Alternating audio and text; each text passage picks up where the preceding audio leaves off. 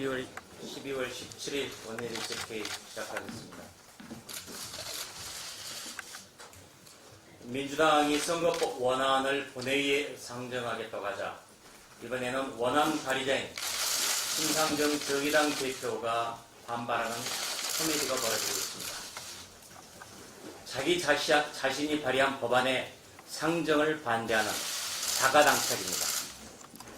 원안이 225대 75였고 정의당한테는 가장 이득이 되는 안인데 왜 반대하겠습니까? 국민들이 반대해서도 법안의 위헌성 때문에 반대하는 것도 아닙니다. 부결 가능성이 높아지자 아예 본회의에 상정조차 하지 말자는 것입니다. 이것은 정의당이 국회의원 수, 의석수 욕심에 가득 차 있다는 것을 잘 말해주는 한 예입니다. 정의 없는 정의당의 민낯입니다. 민주당과 2, 3, 4중대가 짝짝꿍으로 선거법과 공수처법을 마음대로 하려고 했다가 뜻대로 되지 않자 자기를 부정하는 코미디를 하고 있는 것입니다. 이것이 지금 정의당과 민주당의 민낯입니다. 우리 자유한국당은 선거법이 개혁되지 않도록 원내에서 최선을 다할 것입니다. 어제 문희상 국회의장이 국회에서 열린 날치기 저지 규탄 대회에 대해서 우려를 표했다고 합니다. 대의민주주의가 제대로 작동하지 않아 국회를 방문한 국민들을 국회를 유린한 세력이라고 말했습니다. 그러나 국민들을 광장으로 내몰은 당사자는 바로 문희상 국회의장입니다.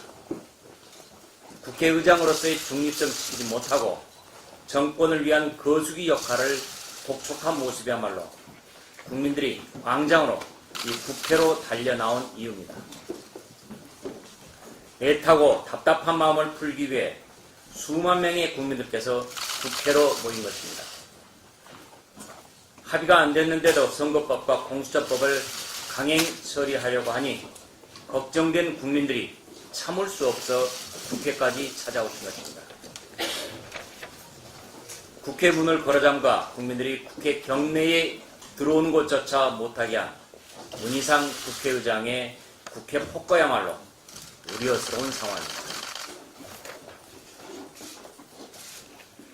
대한민국 이낙연 국무총리가 북한의 선전매체인 우리 민족끼리 SNS 계정을 팔로우했다는 믿을 수 없는 일이 나타났습니다.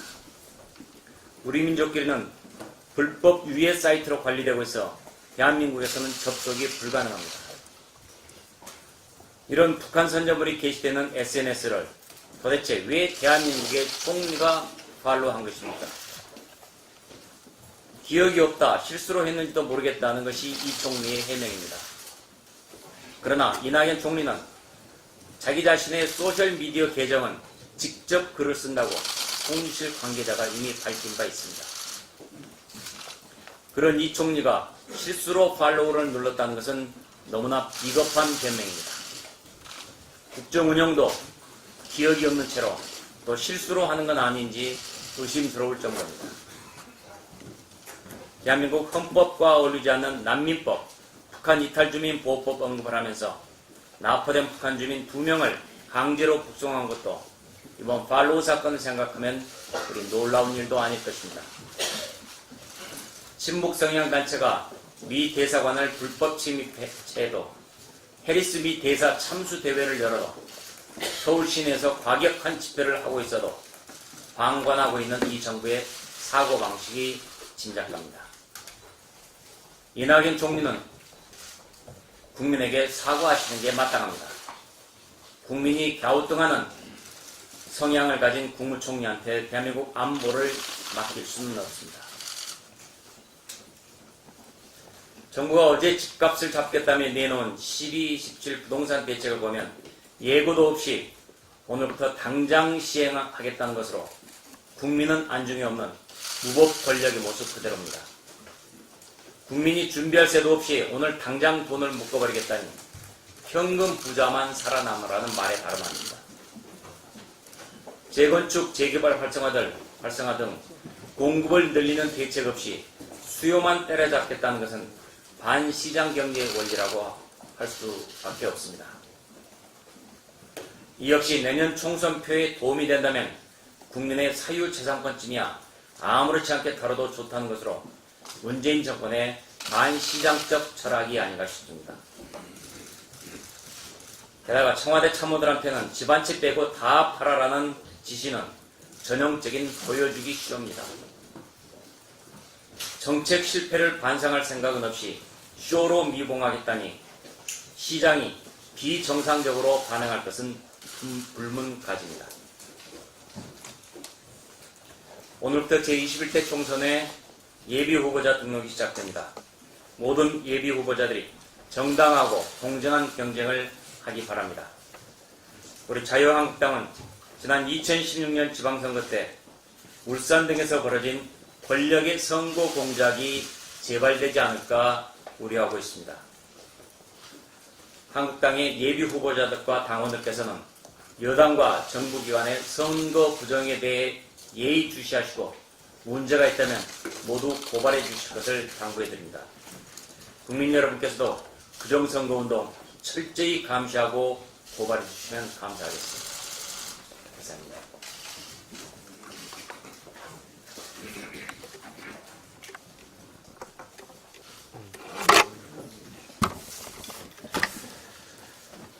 여당과 그 여당에 붙어 있는 군소 야당들이 선거법 협상 과정에서 그 호남의 선거구를 지키기 위해서 이 기준을 최근 3년간 평균 인구로 한다는 보도가 있습니다.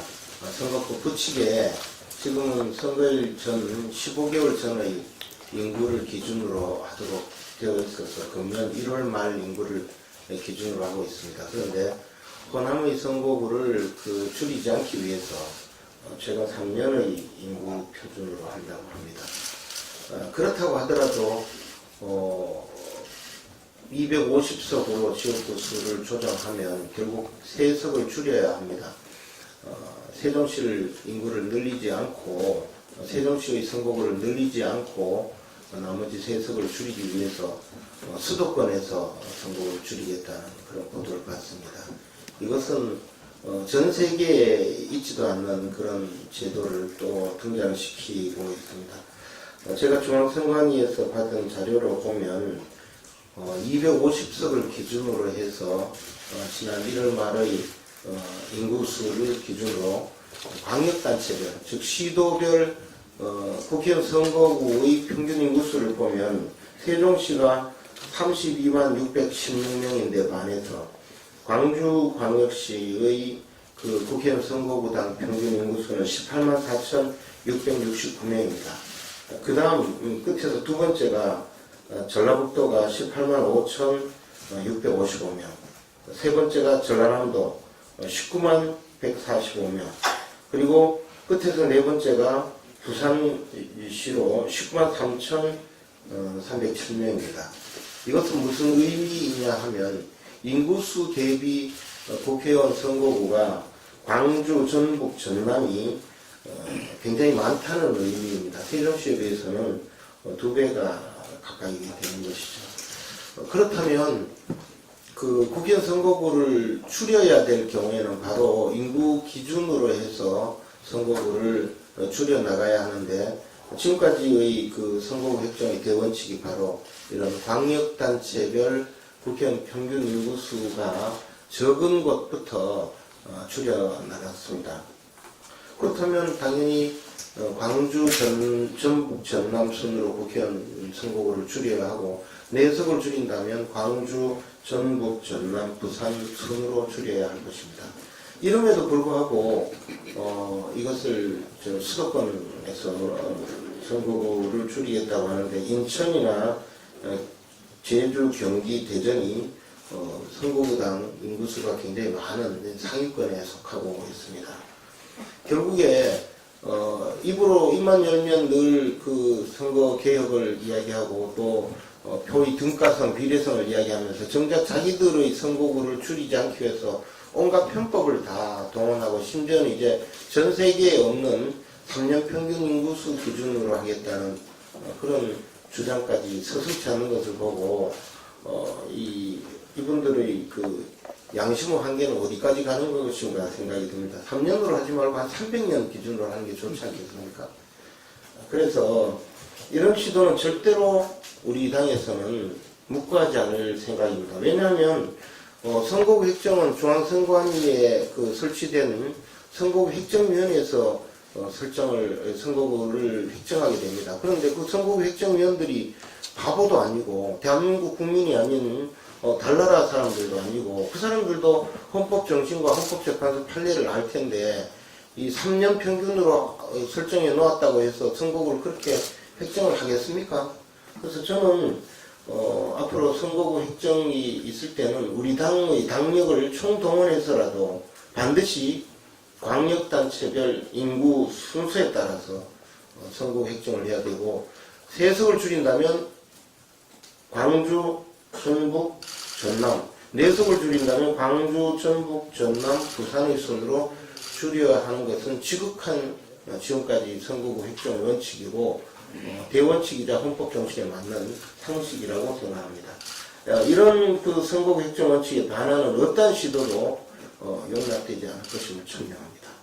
그리고 이것은 마찬가지로 지금 세종시 인구가 32만이 넘어섰는데 세종시를 분구하지 않고 또 인구수가 광주시에 비해서 더 많은 대전시가 의석수는 더 적습니다. 이런 충청인들의 그 정치적 욕구를 무시하고 호남의 선거구만 지키려고 하는 시도는 결코 인정될 수 없다는 점을 다시 한번 천명하고자 합니다.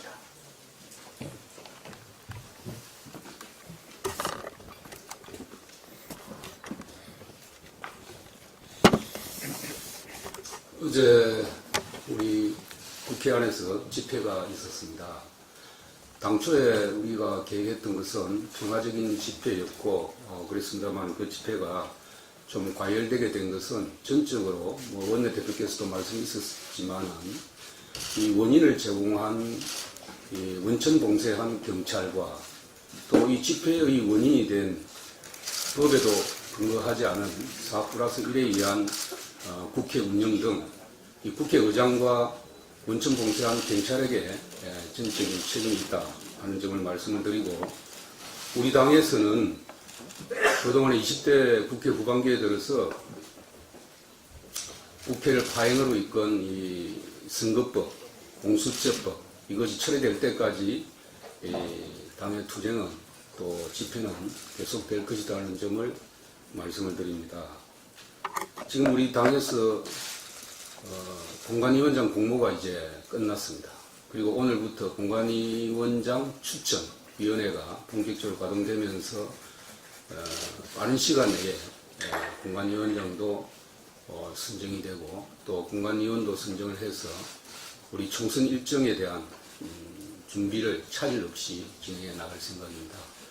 그리고 총선에 대한 로드맵이라든지 후보자들에 대한 여러 가지 매뉴얼 이런 부분도 준비를 해서 우리 당원이나 우리 당의 후보자들이 총선에 참여하는데 차질이 없도록 해 나갈 생각입니다. 이상입니다.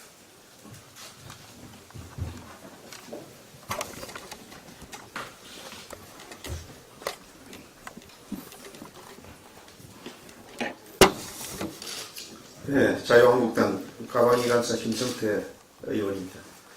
어제 국민들께서 성윤모 산자부 장관을 직권남용 혐의로 고발했습니다. 원자력정책연대와 사실과학 시민네트워크 행동하는 자유시민 울진범국민대책위 한전소액주주 모임 등 전국에서 3,000분이 넘는 국민들이 참여해 주셨습니다. 성윤모 장관은 지난 2017년 신한울 3, 4호기 건설을 이미 취소 통보한 바가 있습니다. 신한울 3, 4호기는 전기사업법에 따라 산자부 장관이 이미 허가한 사업임에도 불구하고 문재인 정부가 들어오자 불법적으로 건설을 취소해 버렸습니다. 당시 이미 공정률은 10%에 달했으며 중단으로 인한 매몰 비용은 약 1조 원 규모로 진단되고 있습니다. 문재인 정부에 묻겠습니다. 탈원전 정책을 추진해서 무슨 이득이 있는지 국민들은 궁금해하고 있습니다. 미세먼지로 겨울철 마스크 없이 다닐 수 없는 국민들이 보이지 않습니까? 태양광 패널이 절이 쌓여 국토를 오염시키고 있는데 어째서 환경단체는 외면하고 있는지 알 수 없습니다. 중국에서 불어오는 미세먼지는 애써 눈 감고 중금속 범벅인 중국산 태양광 패널은 신재생 에너지라는 명분으로 권장하고 있습니다. 탈원전 한답시고 값비싼 LNG 수입하는 행위가 과연 정상입니까? 이대로 탈원전 지속할 경우 2030년 전기 요금은 민간 추산 26%, 정부 추산 10%를 인상해야 합니다. 우리나라는 세계적인 원자력 강국입니다. 미세먼지 없고 값싼 에너지원인 원자력을 더욱 육성해야 미래가 있습니다. EU도 원자력을 친환경 에너지로 인정하고 있습니다. 이미 원전 관련 경쟁력 있는 기업들은 도산하였고 또 도산이 진행 중에 있습니다. 원전 전문 인력은 일자리를 잃고 있습니다. 성유모 장관을 비롯한 관계 당국은 반문명적이고 반국가적이며 반환경적인 탈원전 즉각 중단해야 합니다. 더 이상 국가와 국민들에게 손해를 끼치는 행위는 사실상 외국 행위라는 것을 명심하시기 바랍니다. 이번 고발을 계기로 문재인 정부는 이성을 되찾고 그리고 국민에게 도움이 되는 방향으로 국정 운영에 매진하시기 바랍니다. 감사합니다.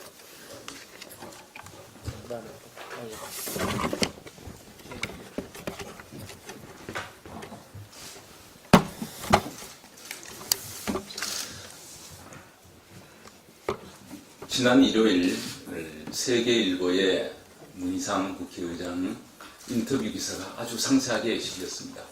거기에 보면 질문을 이렇게 합니다. 선거제도는 합의에 의해서 처리하지 않습니까? 이렇게 물으니까 여태껏 중요한 선거제도가 바뀔 때 한 번도 합의에 의해 처리된 적이 없다. 한번 조사를 해봐라. 이 따옴표로 이렇게 되어 있습니다. 그런데 저는 국회의장께서 이렇게 거짓말을 하셔도 되는지 참 너무 의심스럽습니다.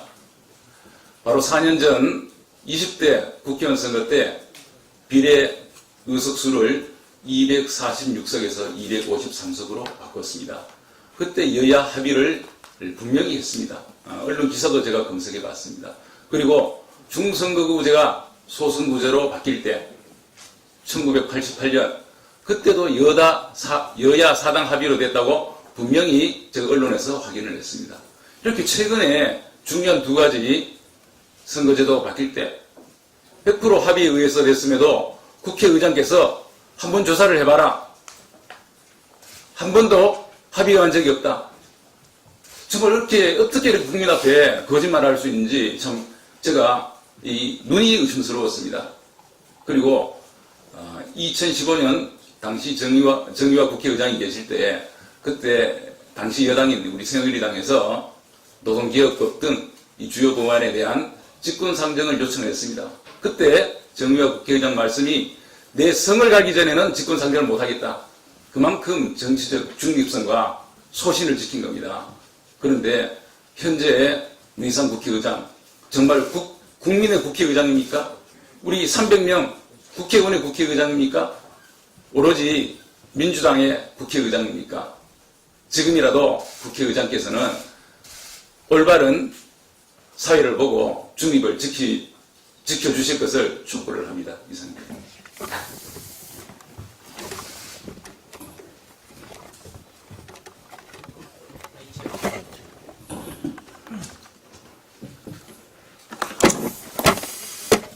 예, 행안위 간사를 맡고 있는 울산 남구갑 출신 이채익 국회의원입니다. 저는 김기현 울산시장 청와대 하명 수사와 관련해서 한 말씀 드리겠습니다. 하명 수사는 없었다. 그리고 청와대 첩보문건의 손질 또 형식 내용을 절대 가감 없이 경찰청에 전달만 했다 하는 부분이 이제 거짓말로 드러납니다. 손바닥으로 하늘을 가릴 수는 없다고 생각합니다. 어제 김기현 전 울산시장이 이틀째 검찰에 참고인 조사를 받았습니다. 그런데 이제 그 서서히 그 실체가 이제 드러나는 것 같습니다. 정부는 또 경찰 또는 지금이라도 양심 고백을 해야 한다고 생각합니다. 저는 그 당시에 울산시장 선거대책 본부장을 했기 때문에 너무나도 그 과정과 실체를 너무나도 잘 알고 있습니다. 제가 다시 말씀드리건데 울산시장 선거는 그야말로 청와대와 경찰청이 짜고 또 사전에 각본에 의해서 기획된 선거라고 하는 것을 확신하지 않을 수 없습니다. 지금 이제 수사선상에 빠져있는 사람의 수사를 다시 한번 촉구합니다. 송철호 후보의 당선을 위해서 사전 공약 실천을 위한 모의, 회의, 또 방문 그 부분에 저는 이낙연 국무총리도 절대 자유롭지 못하다. 이낙연 국무총리도 당시에 울산의 현안 문재인 당구대 안각화의 여러 가지 울산 지역 민원을 해소해주기 위해서 방문을 준비했다가 2, 3일 전에 일정으로 취소가 되고 그 자리에 김은겸 당시 환경부 장관이 울산 당구대 안각화를 방문해서 여러 가지 송철호 후보에게 유리한 공약과 약속을 했습니다. 이 부분은 실체가 드러났는데 빠른 시일 내에 김은경 환경부 장관도 수사해야 된다. 또한 당시 행정안전부 장관이었던 김부겸 장관 그 부분도 엊그제 조선일보에 크게 보도가 되었습니다마는 당시에 김부겸 장관도 울산에 내려와서 황운하 청장과 여러 가지 만나고 또 측근과 만난 정황이 다 드러나고 있습니다. 김부겸 장관도 수사해야 된다. 또한 그 당시에 경찰청장이었던 이철성 청장도 숨어 있을 것이 아니라 그 당시에 경찰청장으로서 청와대와 어떤 연관관계를 갖고 또 어떤 청와대의 지시를 받고 울산에 관련 자료를 넘겨두고 수사했는지 또한 그 당시에 수사국장이었던 배영주 지금 현 경기도 북부경찰청장입니까? 남부경찰청장이 모르겠는데 배영주 경찰청장도 당시 수사국장으로서 수사를 지휘했기 때문에 이 부분도 분명히 짚고 넘어가야 된다. 또한 엊그제 울산경찰청에 정인만 진흥수사대장을 피의자 신분으로 조사한 것으로 아는데 그 당시에 수사과장 지금 현 진해경찰서의 김태환 총경도 분명히 수사해야 된다. 이런 고리가 낱낱이 밝혀져야 울산시장 하명 수사가 드러날 것이다. 오늘 함께한 언론인 여러분들도 제가 거명한 인사들에 대해서도 좀 추적 취재를 해주시고 관심을 가져주시고 저희들도 철저히 이 진상이 만천하에 드러나서 다시는 선거를 통한 하명, 조작 선거가 나지 않도록 최선을 저희들도 할 것이고 언론인 여러분들도 두 눈을 부릅뜨고 좀 지켜봐 주시길 바랍니다.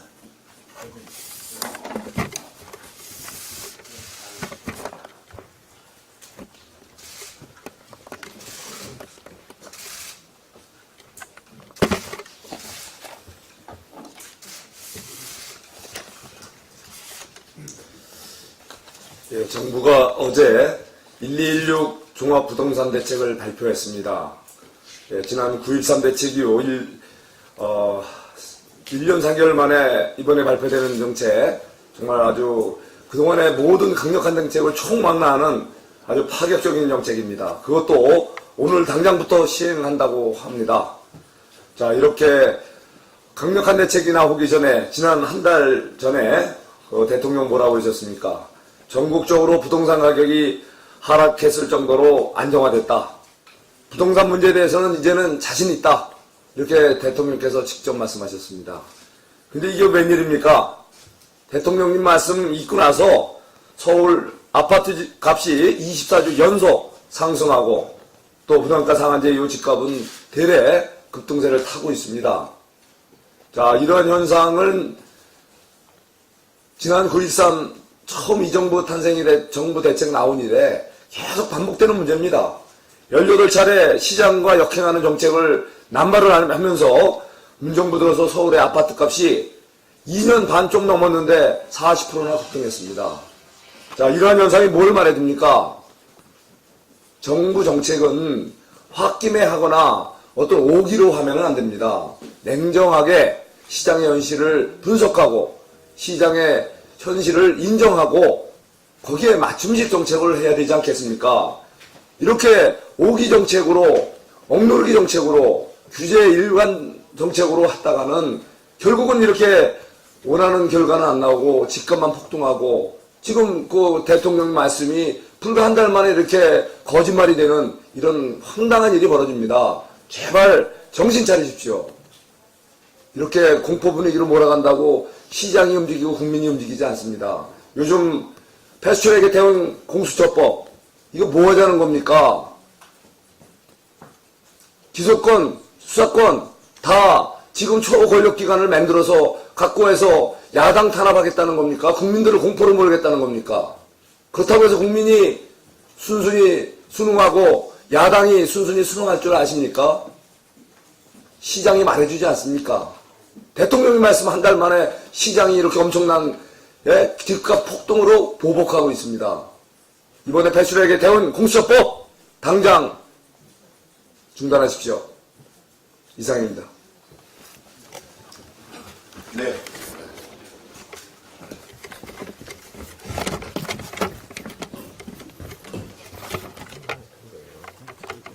감사합니다. 문희상 의장께서 예산안을 날치기 처리하셨을 때 그 항의하러 의장실에 들어갔었습니다. 그래서 둘이 있을 때, 그냥 다들 나오시고, 둘이 있을 때 여쭤본 게, 연동형 비례대표제는 이렇게 날치기를 하시면 안 됩니다. 라고 말씀을 드렸더니, 아까 존경하는 우리 최교일 의원께서 말씀하신 것 같이 말씀을 하셨습니다. 지금, 사람들이 잘못 알고 있다. 선거구 획정은 항상 만장일치로 합의에 의해서 이행이 됐지만 선거법은 다 날치기였다. 그래서 저도 제 귀를 의심했습니다. 그런데 그런 말씀을 계속 하시는 거 보니까 서울대 법대 나오신 훌륭하신 분이 아마 뭐 그렇게 말씀하실 만한 어떤 자료를 갖고 계신지 모르겠습니다. 하지만 대통령께서는 문재인 대통령께서는 이런 말씀을 하셨어요. 지금까지 선거법이 일방에 밀어붙이기나 직권상정으로 의결된 전례가 단 한 번도 없습니다. 라고 얘기를 했습니다. 두 분이 어느 분의 말씀이 맞는지를 잘 판가름하시고 교사를 하셔서 맞는 분 말씀대로 해주시기 바라고요. 저자 직강으로 듣겠습니다. 잠깐만.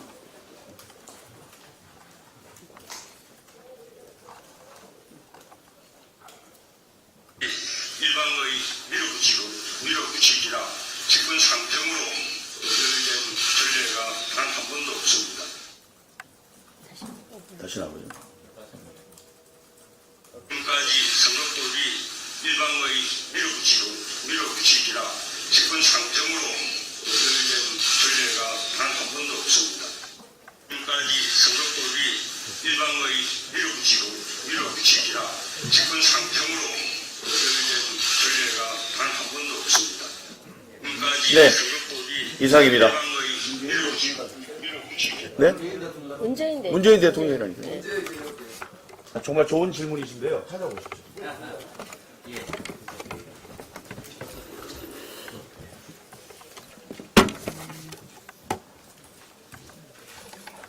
네, 예결위 간사를 맡고 있는 이종배 의원입니다.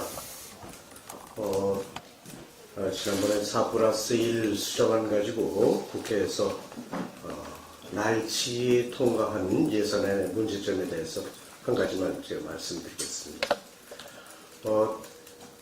남북협력기금 대북 퍼주기 사업인데요. 북한 정권이 아신 바와 같이 올해만 13번 미사일 발사하면서 도발을 멈추고 있지 않은데도 문재인 정부는 날치기한 내년도 예산에 대북 퍼주기 사업비를 넘쳐 흐를 만큼 가득 담았습니다.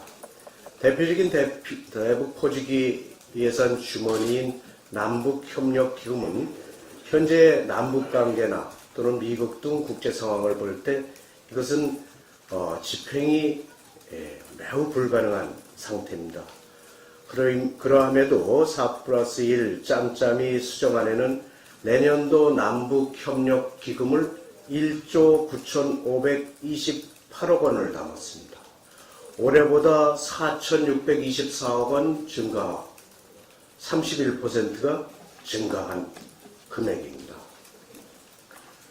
짬짬이 수정안에서는 정부안 대비해서 500억 원은 삭감했다 이렇게 했는데 실제 내용을 살펴보면 기금의 여유자금에서 355억 원을 축소해서 사업비는 전혀 줄이지 않고 여유자금 줄여놓고 삭감한 것이냐 이렇게 국민들을 호도하고 있습니다. 속이는 거죠. 또 이 남북협력기금에는 우리 국회도 모르고 국민도 모르는 그런 사업비가 약 5천억 들어있습니다. 남북경협 기반 사업비인데요. 전체 한 4,890억 원이 남북경협 기반으로 무상 또는 융자로 담겨 있는데 이 사업은 북한의 철도, 도로 등 SOC를 건설해주거나 경제성이 낮아서 민간의 참여가 부진하거나 또는 대규모 자금이 소요되는 대북 사업에 지원을 해주는 사업입니다.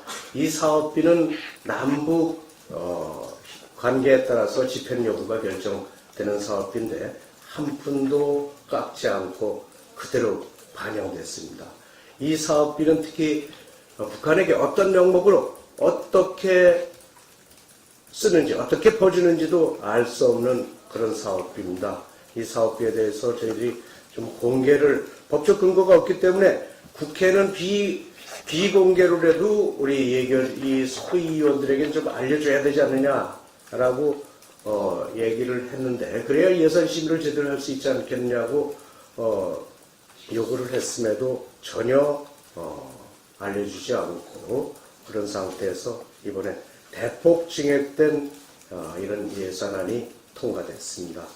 북한에서 계속해서 도발을 감행하고 있고 남북관계도 진전된 것이 전혀 없어서 동사업의 예산 집행 가능성도 아주 극히 낮아서 삭감을 하자. 이 삭감한 만큼 저소득층 민생 예산에 더 투입을 하자고 우리 당에서 강력히 주장했음에도 불구하고 이를 완전히 무시하고 이렇게 통과를 시켰습니다. 문재인 정부의 정책 실패로 인해서 이렇게 민생이 도탄에 빠졌는데도 불구하고 자기들의 목적을 위해서 그저 북한만 바라보면서 북한 퍼주기 사업을 이렇게 대폭 증액시켜서 통과시킨 문재인 정권을 규탄하지 않을 수 없습니다. 이상입니다. 아까 송석중 의원님 말씀하신 시기는 2016년 대통령 때도 말씀하셨습니다. 2016년에 문재인 대통령께서 말씀하신 겁니다. 예. 비공개로 예. 진행하겠습니다.